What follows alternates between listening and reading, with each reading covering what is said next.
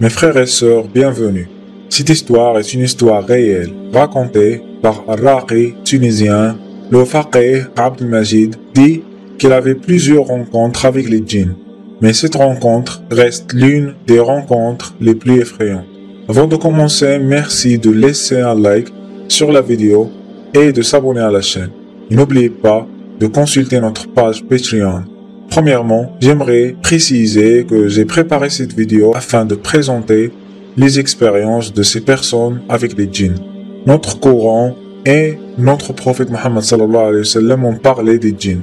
Donc, présenter les expériences des gens comme ça à propos de ces sujets d'une manière éducative peut aider les gens à comprendre que quand on parle des djinns en islam, on ne parle pas de légendes arabes, on parle d'une réalité que notre Coran et la sunna du prophète Mohammed sallallahu alayhi wa sallam ont présenté. Cette histoire est très connue en Tunisie et ailleurs. L'histoire commence quand le cheikh a visité une ville nommée Al-Muhammadi après être invité avec un ami chez une femme et sa famille dans le village. Ils ont été invités afin de réciter le Coran dans cette maison. La maison était ancienne et simple et les habitants de la maison étaient très pauvres. Dans cette maison habitait une famille de 3 personnes, une mère et ses 2 fils. L'un de ses fils était mentalement instable. En vérité, le fils était normal comme son frère, mais un jour, il est rentré dans un crypte sous la terre et il est disparu pendant une période de 2 ans avant de retourner à la maison. Le cheikh a demandé à la femme où est son mari et il va expliquer que son mari est décédé ça fait longtemps. Donc, après son retour de la longue disparition, le fils n'était pas normal. La mère raconte au cheikh qu'il y a beaucoup de choses de paranormal qui prend place dans la maison. Il dit au cheikh qu'il voit des gens étranges dans la maison, qu'il entend des voix effrayantes. Il a aussi dit qu'il trouve des choses dégoûtantes dans la nourriture, mais l'une des expériences les plus effrayantes qu'il a décrit est quand des personnes étranges se baladaient à l'intérieur de la maison.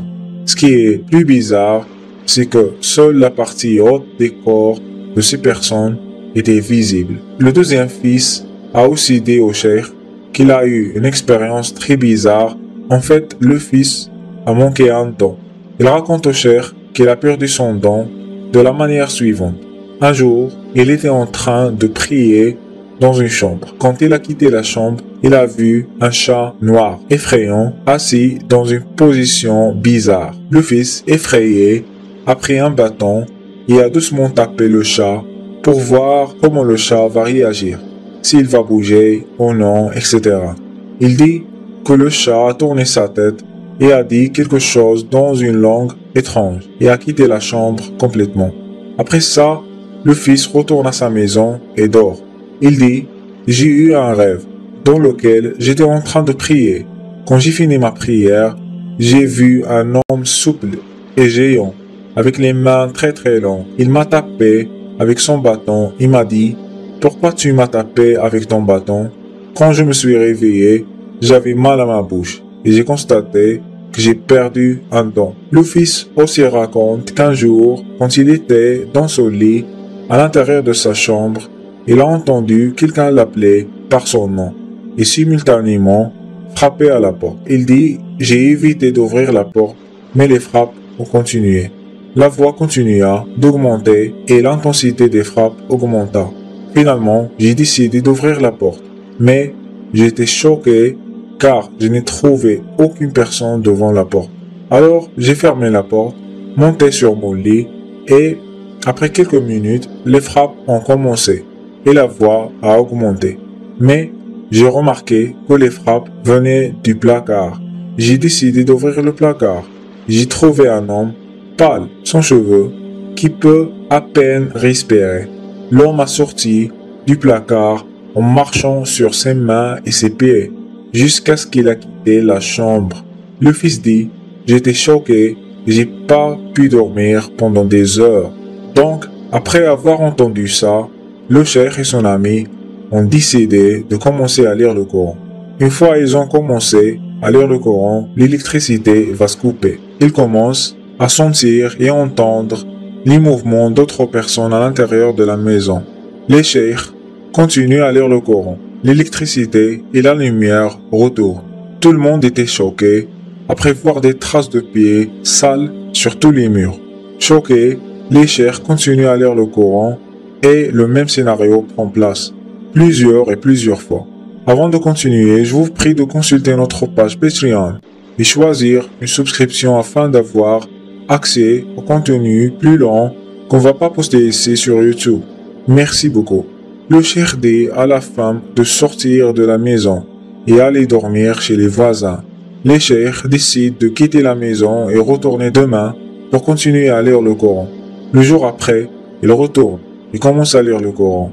De la même façon, et maintenant, des rires commencent à éclater. Le cheikh dit que ces rires viennent du dessous de la terre. Le cheikh met son oreille sur la terre pour entendre et dit « Qui êtes-vous » et il entend la réponse « Sortez de ma terre ». Les cheikhs vont continuer à lire le Coran pendant des jours et des jours. Un jour, pendant que les cheikhs étaient en train de lire, la mère retourne à la maison et demande la permission d'utiliser le toilette. Le toilette était situé dans un angle où il est impossible de ne pas voir qui rentre et qui sort du toilette. Après quelques minutes, les cheikhs entendent des frappes sur la porte. Quand le cheikh va ouvrir la porte, il va trouver la mère, qui normalement doit être aux toilettes. Un autre jour, après une longue journée de lecture du Coran, le cheikh Abdelmajid décide de faire une sieste. Il dort et quand il va se lever, aucune personne n'était à la maison. Il était seul. Il commence à entendre du chuchote qui provient de toutes les directions et finit par quitter la maison. Après quelques jours, le cheikh était endormi. Il va voir un rêve. Il voit un trou à côté de la maison en question. Et à l'intérieur du trou, un couloir étroit. Quand il va raconter le rêve à l'autre cheikh et lui raconte son rêve, il va lui raconter son rêve. Choqué, le cheikh dit qu'il avait le même rêve. Les deux cheikhs vont raconter leur rêve à la mère des deux fils. Et la mère a dit que ce trou-là et ce couloir est exactement l'endroit où son fils a disparu avant de retourner après 2 ans. Les deux cheikhs décident d'aller explorer cet emplacement. Après Salat al-Fajr, il entre à l'intérieur du couloir et commence à marcher. Tout ce temps, ils peuvent voir la fin du couloir.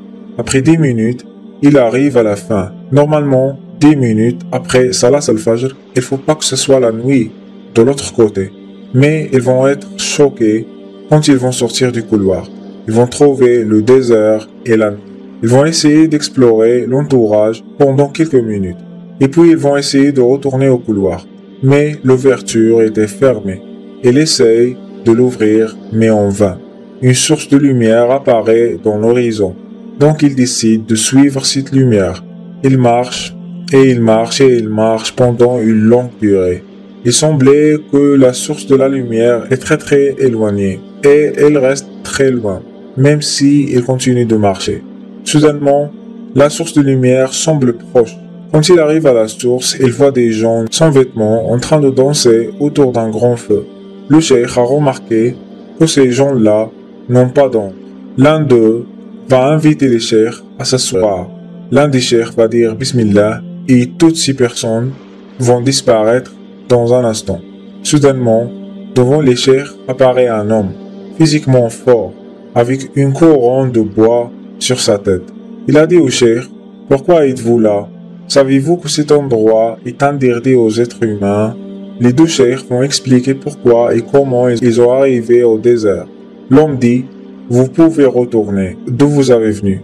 Je vous assure, vous allez trouver l'ouverture et la maison, c'est-à-dire la petite maison de la femme. » Et il dit que là, la petite maison est la possession des djinns. Je vous offre la chance de retourner chez vous, mais ne tournez pas le dos, ou ça va être la fin. Les cheikhs, effrayés, quittent la scène. Et c'est vrai, ils vont trouver l'ouverture. Et ils commencent à marcher à l'intérieur du couloir. Le premier cheikh, Cheikh Abdelmajid, va entendre les cris de l'autre cheikh. Mais il va continuer et il décidera de ne pas tourner le dos. Finalement, le cheikh Abdelmajid va arriver à l'autre côté et l'autre cheikh n'a jamais été vu après cet événement. La maison va être détruite et une mosquée va être à sa place. Le couloir n'a jamais été vu après cet événement, comme si il n'a jamais existé. Heureusement, la famille, c'est-à-dire la femme et ses deux fils, vont trouver une autre maison. Les gens vont les aider à acheter la maison, les muhsinin, etc. Et leur vie va complètement changer. Les amis, laissez-nous des commentaires à propos de ce sujet et à propos de cette histoire. Voilà, c'est la fin de cette vidéo. Avant de partir, n'oubliez pas de supporter la chaîne en consultant notre contenu exclusif sur Patreon. Et n'oubliez pas de s'abonner à la chaîne et de laisser un like. Et assalamu alaikum.